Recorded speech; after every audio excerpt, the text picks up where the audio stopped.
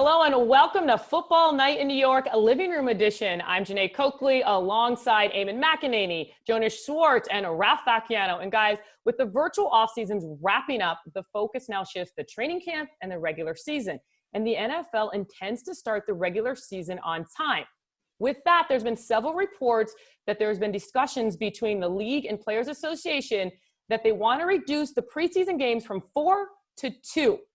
Ralph, should the NFL have any preseason games? Well, I'd like there to be no preseason games because there's nothing more boring than those. But I think the coaches would tell you that they probably need at least one.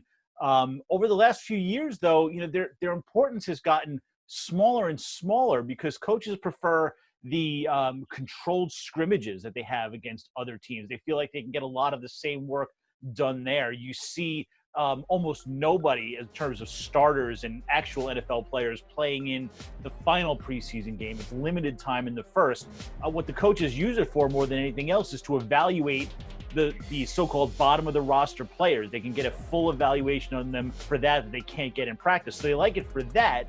But as far as getting ready for actual football, I don't really know that they need more than one. But you know what, Ralph? Let me just ask you this. I think Joe Judge could use a couple only because he's never been a head coach before, right? And so I understand. I think you make excellent points on this. He needs to go through what that general feeling is to walk out there on a game day, even though we know preseason is nowhere near what the regular season is. He needs to walk out there and really have that feel of going through everything that a head coach goes through in a game day scenario. Without that, I think he goes into week one, I think, at a disadvantage. Look, we're not going to alter the rules just for Joe Judge. I think you need to have two games to finish up that roster like Ralph was talking about. Yes, you can argue college football doesn't have preseason games and they're all ready to go week one, but they have 85 to 90 bodies on their roster right there at their disposal. They don't have cuts. They don't have to trim it to 53. So, yes, I understand we're not going to see Judge, Darnold, or Barkley at all in any of these preseason games, but it is important for those special teams guys and those fourth or fifth wide receiver that you're going to keep to see them actually play in game action, Janae. Yeah, so you know what? I don't want the 4 preseason, but I definitely agree you need at least 2 because, like you said, you need to figure out your roster. So with no preseason games as the backdrop, time for what are the odds? And according to BetMGM, they have the Giants starting 0-4 at plus 240. So that means if you bet $100, guys, you're going to win 240. They also start the season 4-0. That's plus 8,000. So if you bet 100, you're going to win 8,000. All right, as far as the New York Jets, they have them starting this season at 0-4 at plus 400. So bet 100, you win 400. They also have them starting the season at 4-0. That's plus 5,000. So you bet 100 to win 5,000. So guys, no preseason games. Does it hurt the Jets, the Giants, or both? Eamon, I'm going to ask you that first. Well, I certainly think it hurts the Giants a whole lot more. As Jonas pointed out, Joe Judge has never been an NFL head coach before. So if he doesn't have any preseason games, what is this going to be like for him? Also, it's a whole new staff working with a young quarterback.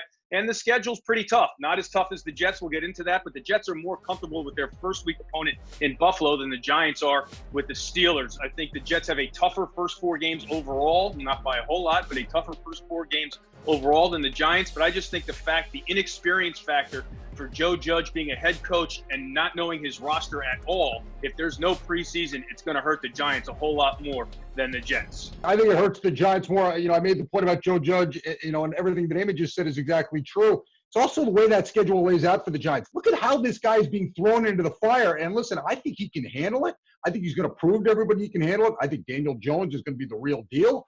So I think they will withstand this test. Which is why I would think that they're going to start off maybe 1-3 or something like that, which I think, considering the strength of their schedule, would be a good start for them, especially if they're competitive. For the Jets, the challenges are very simple. You got to work C.J. Mosley back in. You got to work Avery Williamson back in. You got to hope Sam Darnold's meshing with a wide receiving core, and a new offensive line for both teams has to be cohesive at that point. And we know, Ralph, the best way for that to happen is for them to actually play together. And with reduced preseason games, will we see them play together as much as we need to?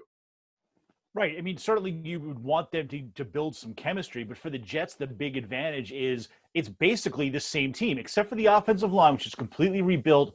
Most of the key players were there last year. Even C.J. Mosley was there long enough to learn about Greg Williams' defense. So they have the fact that they know the system, and a lot of them have been together in some capacity. So they don't have to worry as much about that as the Giants do, where you've got a second-year quarterback learning a new offense, an entire defense that has been basically rebuilt over the last couple of years, now getting a new defensive scheme. And yes, the head coach having never done it before on any level. There are so many disadvantages built in for the Giants. And then you add in the fact that, they've got the Steelers, they've got the 49ers, they've got the Rams. And on top of that, a trip to Chicago.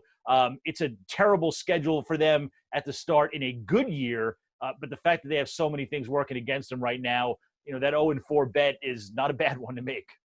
Well, Jonas and Ralph, you guys both mentioned C.J. Mosley. I'm pretty sure he would play all 4 preseason games in all 16 games as long as possible, because this guy is itching to get back. I actually caught up with him in this edition of Getting to Know You.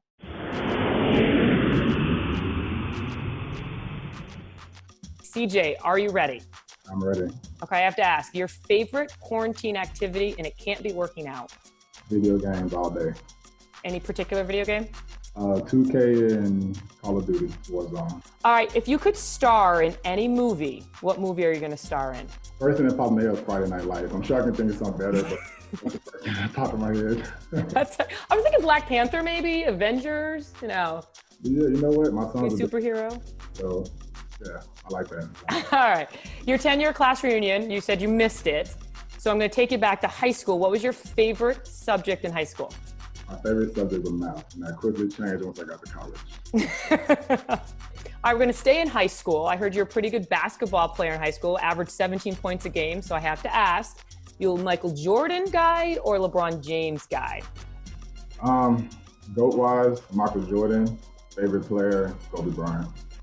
Ooh, I like that. I'm there with you.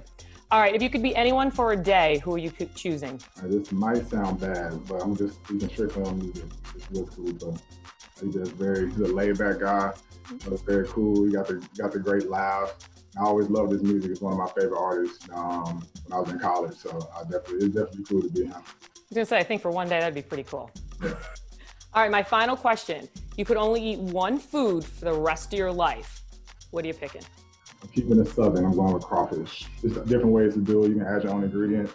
You can make it real hot, but just crawfish in general. Summertime crawfish, beautiful. Spoken like a true Southern guy. You're awesome. Thanks, CJ.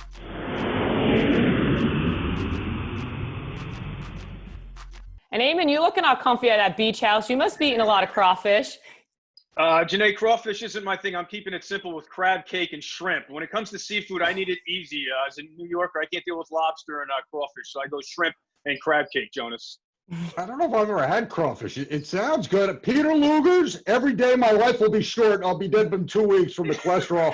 Chicken parm, corned beef. That's what I could eat for the rest of my life. Corned beef deli style. Jonas, there's a huge crawfish festival out in New Jersey. We're going to have to bring you out to that when the pandemic is over. All right, now I'm hungry. We're going to wrap this up. For Jonas Schwartz, Vacchiano, and Emmy Mcananey, we will see you next week for Football Night in New York, Living Room Edition.